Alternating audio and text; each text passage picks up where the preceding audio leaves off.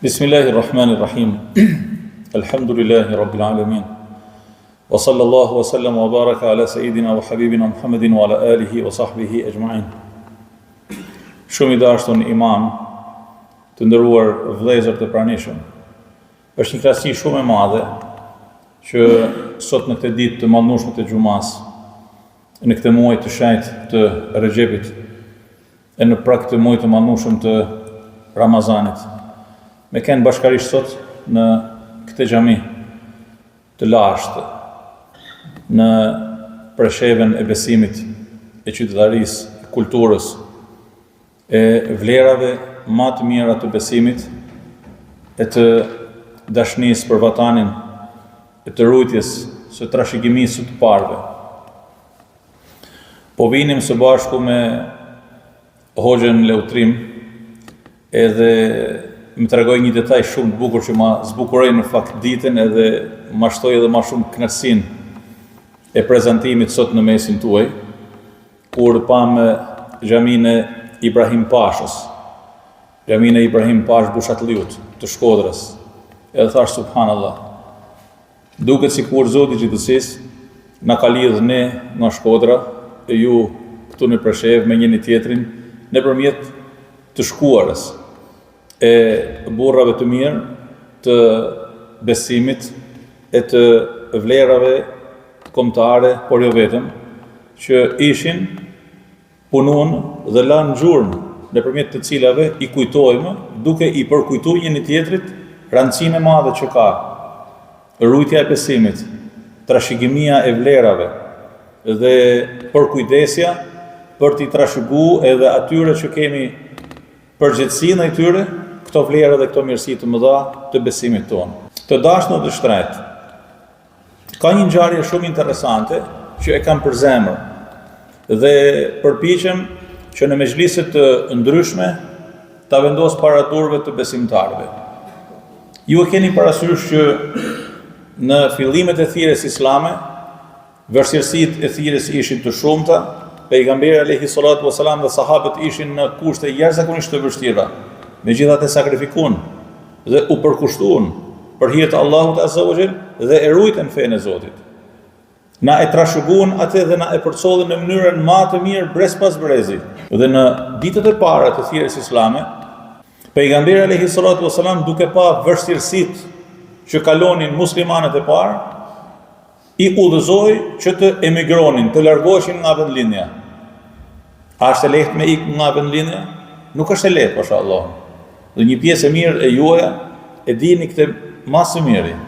Sa prej vëllezërve që janë në Mërgat, që këto ditë janë rikthyer në vendlinjen e tyre, nga malli, nga lidhjet e gjakut, nga era e mirë e tokës, e dinë këtë më së miri se sa vështirë është me elan vendlinjen dhe me u largu.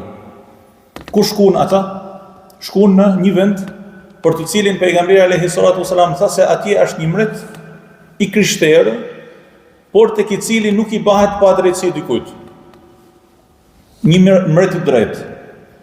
Dhe kur Hazreti Jafar ibn Abi Talib, pra axha i pejgamberit alayhi salatu wasalam, si kryetari i delegacionit, u takua me mretin Nejashi, ky i fundit i bani një pyetje. Po që është një pyetje shumë thelbësore. Edhe që në fakt është një pyetje që duhet me ia bëj gjithë secili prej nesh njëri tjetrit. Dhe vendoseni vetëm tuaj në pozitën e Hazreti Jaferit përballë çdo kujt me cilin jetoni, punoni, që mund t'ju vi mik, që nuk di për Islamin aq sa dini. Edhe i bani një pyetje të thjeshtë. I tha: "Çfarë është Islami? Më fol për Islamin." Dhe më thani, ju keni ardhur dhe mirë se keni ardhur. Me po çfarë është ky Islami? Çfarë është kjo feja e pejgamberit alayhi salatu wasalam? A keni përgjigje për këtë? Unë e di shumë mirë se gjithë secili për jush, po ta merrni një pyetje të tillë, a në një bashkëbisedim me dikë ju thotë çfarë është Islami, patjetër që keni shumë për të thënë. Si e përkufizoi Islamin me pak fjali ambasadori i parë i Hazreti pejgamberit ton alayhi salatu wasalam jashtë Mekkës. I tha: "O mbret, ne ishim një popull në xahilije. Pra jetonim në ignorancë. Nuk I dinim ekuilibrat edhe rregullat e besimit, e të fesë, edhe çfarë është halal dhe çfarë është haram. Adhuronim putnat. Dikush drunin, dikush gurin, deri dikush edhe nga hurmat, hurmin e Arabisë, se keni parasysh, e merrnin hurmin, e banin si një brum, I jepnin një formë dhe adhuronin atë. Madje dikush prej të parëve shënon se një prej këtyre arabëve e kishte bën një put me brumin e hurmave, ishte kthy natën nga puna, I lodhun, nuk kishte gjetë diçka për të ngrënë, kishte ngrënë Zotin e tij. Subhanallah. Kishte ngrënë Zotin e tij. La ilaha illallah. Dhe thanë atë putin, atë idhullin, në atë përfiturimin e tij Zoti. Mirë po, a hahet Zoti? Elhamdulillah që jemi musliman. Thot, hanim coftinën, adhuronim putnat, hanim coftinën, dhe me thanë nuk kishim moral, nuk kishim etik, nuk kishim rregull në komunikim as me ushqimin, e coft, e rëndësishme me hangër atë. Tamam. Pastaj thot, dhe vepronim krejt haramet. Pra çdo ndales, prej ndalesave që dihen e nuk dihen, e që njihen e nuk njihen, krejt I vepronim. Tamam? Thot, nuk ruanim lidhet parafisnore. Kujdes, nuk ruanim lidhet parafisnore. Dhe silleshim keq me komshion. Dhe me thanë njerëz arrogant, njerëz në një drejgje shumë të ulët, të etikës, të moralit, të komunikimit me njëri tjetrin, derisa thot Allahu I madhruar dërgoi ndër ne një burr, sallallahu alaihi wasallam, një burr të cilit ja njihnim besën. Ne e dinim se kush ishte. Ja njihnim sinqeritetin, ja njihnim ndershmërinë, e njihnim prej ardhjen e tij. Mirë po t'ju pyesëm ju, si e njihnin atë? Si e njihnin? Kush më thot, si e njihnin? Kishte një llagep. Një llagep që nuk e kishte askush përveç Muhamedit alayhi salatu wasalam, para se të ishte pejgamber. Cili ishte ai llagep? Muhammed kush? Besniku, bravo. Allah shpëlbef. Muhammedul Emin, besniku. Pra njeri besnik, njeri I fjalës, I burnis, I vlerave, fisnik, që dihej se djali kujt është, nipi kujt është, familje e nderuar, familje e respektuar. Thot ai sallallahu alaihi wasallam naftoi drejt adhurimit të Allahut, drejt njësimit të tij, la ilaha illa Allah. Fa'lam annahu la ilaha illa Allah. Dije se nuk ka zot tjetër përveç Allahut. Dhe me thanë, kjo nuk mund të jetë Zot. Ky nuk mund të jetë Zot. Ky objekt nuk mund të jetë Zot. Ky nuk mund të jetë Zot. Zoti nuk është gjanë që shifet me sy, diçka që e prekim. Nuk I përngjet askujt, as gjajet, lejse kamithlihi shay. Është I vetëm, I përhershëm pa fillim, I përhershëm pa marim. Ka cilësitë më të bukura, walillahi al-asmaul husna, emrat më të bukur. I udhëzoi drejt tauhidit të Allahut azza wa jall. Pastaj thot, dhe të heqim dorë nga çdo gjë që adhuronim posti. E puta, guri, druni, njeriu, kafsha, nuk I adhurojmë ma. Nuk I adhurojmë ma, adhurojmë një Zot. Thotë, dhe na udhëzoi që të hiqnim dorë nga ajo që adhuronin edhe prindrit tanë. Për me thënë, po e ka të pas baba, po kjo është, ku diun, kjo është idulli që më ka lanë baba trashëgimi, po kjo është Zoti I babës, po kjo është Zoti I nanës, po kjo është Zoti I gjyshit. Jo, me hek dorën nga kjo, sepse janë kotësi. Tha, edhe na urdhëroi çfarë? Me praktikën fetare. Cila është praktika fetare? Wa amarana bisidqil hadith. Me fol pastër, me ken I sinqert kur flet. Sidqul hadith, mos me rrejt muslimani. Wa ada'il amana, edhe me erujt dhe me e kry dhe me e qu në vend amanetin. Muslimani e ka amanetin e shet. Ne si shqiptarë musliman njihemi si njerëz të besës e që e ruajmë amanetin, se e kemi në genet e besimit. Tha, wasilati rahim, edhe me rujt lidhjet parafisnore, pra krete kundërta asaj çfarë ishin para islamit. Wa husnil jiwar, edhe me usjell mirë me komshiun. Wal kaffi anil maharimi wad dima, edhe me undalu për të ba zullume e gjunahe e me derdh gjakun e të pafajshmit. Pra me pak fjalë, Hazreti Jafar ibn Abi Talib i vuni në dukje mbretit të Etiopisë, atë Abisinis, në Gjashiut, se çfarë është Islami. Edhe në fakt kjo është sfida për gjithë secilin prej nesh. Çfarë është Islami? A është Islami thjesht disa shfaqje të jashtme, a disa fjalë që i themi, apo është një praktikë shumë e gjanë, e cila përfshin çdo detaj të jetës, dhe përfshin çdo njeri dhe çdo grup shoqëror me cilin ne jetojmë, a bashkëtojmë, kudo që të jemi. Në tokën tonë, në dheun tonë, vendlindjen tonë, në mërgat, kudo qofshin.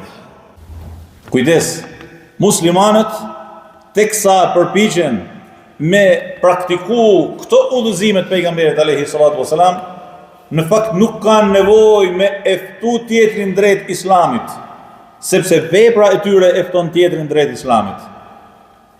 Vepra e jote si musliman bëhet shkak që tjetri me të pa dhe me thanë la ilaha illallah, la ilaha illallah. Vetëm prej tejet, kur me fol pastër, me fol të vërtetën, mos me gënjy, mos e mashtru, nuk është e jo në gënjeshtra, nuk është e jo në mashtrimin, me erujt amanetin, me ken njeri i besës, me ken njeri që dikush klen amanet, edhe ti e ke amanetin e tjetrit të shajt si pasunin tane, me rujt lidhet parafisnore.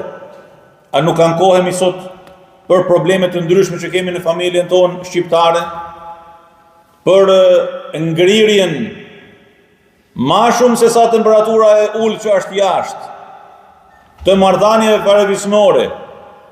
Nuk duhet me toleru dhe nuk duhet me leju asesi që ne si muslimanë, si shqiptarë, me pas ndasimra në familjes tonë, vllau me vllain, motra me motrën, agja me nipin, tezja me mesën, e kështu me radhë.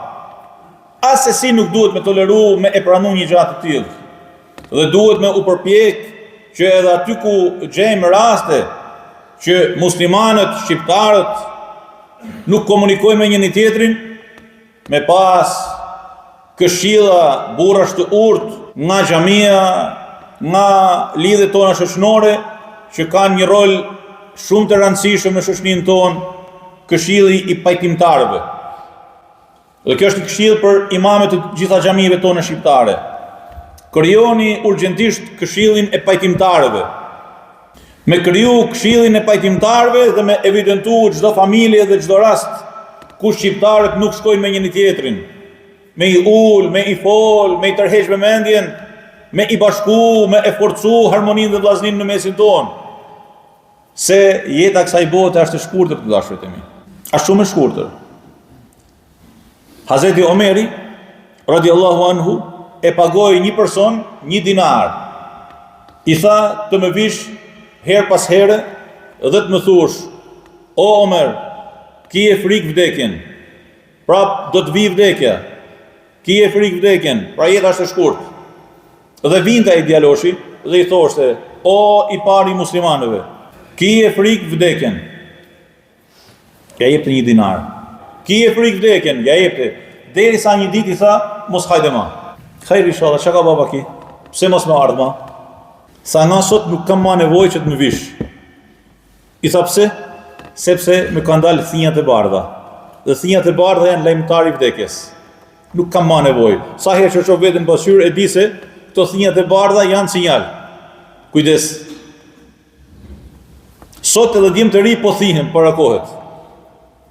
Mos ta humbim kohën për të dashtën. Mos ta humbim vllazninë dhe harmoninë në mesin tonë. Sepse sa më të lidhur që të jemi, e sa më të shenjtë që ta kemi vllazninë në mesin tonë, aq më të fortë dhe aq më të dashur dhe aq më shumë e kemi për krahjen e Allahut në jetën tonë të përditshme. Allahu Azza wa Jalla, i cili urdhëron në Kur'anin famlar për ta ruajtur vllazërinë dhe harmoninë në mesin tonë. Sepse na paralajmëron se duke u nda dhe duke u përqa, çfarë ndodh? Fatafshalu wa tadhhabu rihukum, do të dështoni dhe era juaj do të ikë, do të zhduket. Çfarë është era juaj? Çfarë erët? Era e dashurisë, era e besimit, era e vllazërisë, era e vlerave dhe trashëgimisë tonë të shëjtë që e kemi brez mas brezi. Era këtyre baballarëve të mirë me thënie të bardha, që i kemi zotnit tonë dhe që është gjunah me i prej në besë. Era këtyre burrave të urtë që kanë jetuar me faqe të bardhë, na kanë edukuar me kënë musliman të mirë. A duhet me i prej në besë këta? Nuk mund t'i presim në besë baballarët tanë. Nuk duhet me prej në besë gjyshit tanë, katra gjyshit tanë, që na kanë lanë në një besim të pastër dhe na kanë ftu me jetu me dignitet si musliman. Pse me u përsha me njëri tjetrin? Pse me u nda me njëri tjetrin? Pse me u prish familjet tona? Për çfarë? Për një plam tokë, për një pasuni të vogël, për një tekë, për një kapriço, për çfarë? Po nëse nuk e ruajmë vllaznin në mesin tonë dhe nuk ngrihemi për të pajtuar njëri tjetrin e vllaznin tonë, mos na rrejnë mendje se jemi në rrugë të drejtë. Nuk jemi në rrugë të drejtë. Edhe pasunit më të mëdha të botës nëse i kemi, ne nuk jemi asgjë. Një hiç i madh jemi nëse nuk komunikojmë me njëri tjetrin. Kjo ditë është ditë e shenjtë. Është dita e pajtimit. Është dita e xumas, e xhamatit, e vllazërimit, e të kenunit bashk. A ka kuptim më arti me e fal xuman edhe mos me i dhanë selam atij që kemi krah të djathtën, krah të majt? A ka kuptim me ardhë në xhuma dhe ke vllain tënd, të afërmin tënd, dhe thu nuk po ulem aty se unë nuk flas me atë? La ilaha illallah. Pejgamberi alayhi salatu wasallam na ka porositur dhe na ka thënë se do mund na mes hatri se njerëz jemi, mund të gabojmë se njerëz jemi. E ka thënë dakord deri në 3 ditë. U kryi mas 3 ditëve nuk ka më idhnim. Mas 3 ditëve nuk ka më ndalim komunikimi. Mos të bahemi si disa popull që nuk respektojnë fjalën e Zotit, e nuk respektojnë fjalën e pejgamberit alayhi salatu wasalam, edhe thonë atë që nuk veprojnë. Allahu subhanahu wa ta'ala thotë në Kur'anin famlar në mënyrë taksative: o ju të cilët keni besuar. Dhe kjo është një thirrje për besimtarët, është një thirrje e veçantë. Lima taquluna ma la taf'alun? Përse thoni atë që nuk e veproni? Ja, këto fjalë që i themi, i kemi amanet. Allah azza wa jalla të thotë, ose thuaje dhe veproje, ose ma mirë hesht. Mos fol. Pse? Kabura maqtan 'inda Allahi an taqulu ma la taf'alun. Zemrimi ma i madh i Allahut për një popull është kur ata flasin atë që nuk e veprojnë. Allahu akbar, Allahu akbar. E frikshme për të dashtën. E frikshme. Prandaj ne jemi ummeti i harmonisë, i besimit, i rujtjes së lidhjeve farefisnore, i respektimit të komshiut. Or edhe nëse nuk e kemi komshiun musliman. Pejgamberi alayhi salatu wasalam i shkonte edhe komshiut jehudi.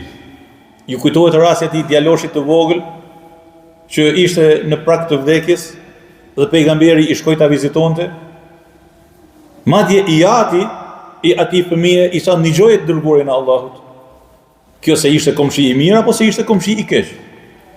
A mundesh me shku te komshiu jot ju musliman edhe me fol me familjarët dhe i zoti i shtëpisë me i than familjarëve ninë hoxhen ose ninë këtë zotninë, këtë komshin don musliman. Sa është burr i mirë, është burr i ndershëm, është burr fisnik. Çfarë është kjo? Mrekullia e besimit. Mrekullia e islamit ton. Drejt të cilit Allahu azza wa jalla na ka ftuar, e na ka bërë vëllezër, e na ka nxit me jetu në harmoni e në dashni me njëri tjetrin për të ruajtur vlerat e besimit, me i trashëguar tek ata që vinë e me u ringjall nesër me pejgamberin alayhi salatu wasalam me faqe të bardhë. Si du me pi nga dora e pejgamberit alayhi salatu wassalam, pak ujë, pas të cilit nuk ka ma etje, ndërkohë që me këtë gojë që du me pi atë ujë, kemi prish marrëdhëniet me njëri tjetrin. Me këtë dorë që du me shtërnu dorën e pejgamberit alayhi salatu wassalam, nuk e kemi zgjat për t'ia dhënë vllas, e motrës, e atij nevojë, e komshiut, e mikut, e fol pafund. Prandaj të dashur të shtrenjtë dhe për ta përfunduar ligjëratën e kësaj dite, i lutem Allahut azza wa jall më na udhëzoj drejt më të mirës. E më na bë musliman hak. E më na bë për atyre që e ndëgjojnë fjalën dhe veprojnë më të mirën e saj. Allahu ju dashtë, ju begatoft, e begatoft tokën tonë në Preshev, në Lugin, në krejt zonat tona shqiptare, e kudo që janë shqiptarët, e rujt shqiptarinë e njerëzimin marë, nga çdo e keqe e çdo lëngatë, për të jetuar njeriu në harmoni dhe paqe me njëri tjetrin, sepse në fund të fundit të gjithë ne jemi të Ademit, dhe Ademi është nga dheu, e dheu e toka është nana jone e përbashkët. Allahu ju dashë dhe begatoft. Wassalamu alaikum wa rahmatullahi ta'ala wa barakatuh.